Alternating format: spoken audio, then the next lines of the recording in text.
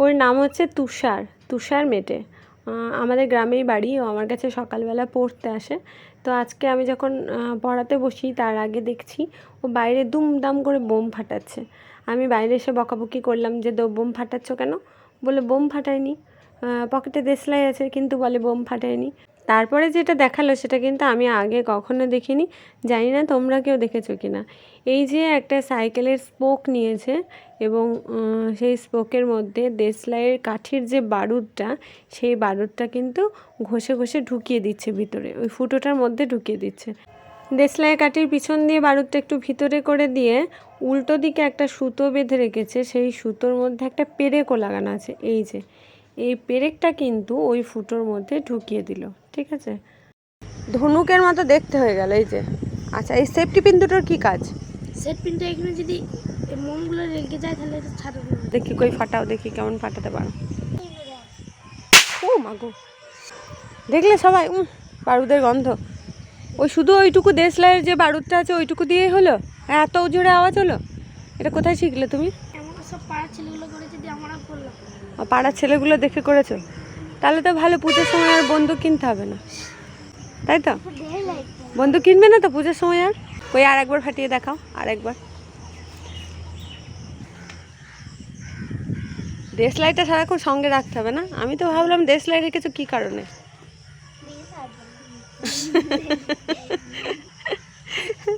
ওরা বলছে বিড়ি খাওয়ার জন্য।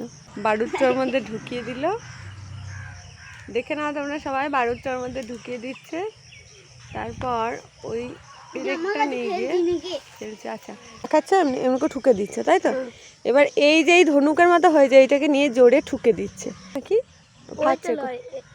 এইখানটায় ঠুকতে হবে। ও আচ্ছা, ওই এই এই এই যে এই জায়গাটাতে ঠুকতে হবে, এই জায়গাটা ধরে ঠুকে দিচ্ছে। বেশ, দেখি ঠোকো দেখি।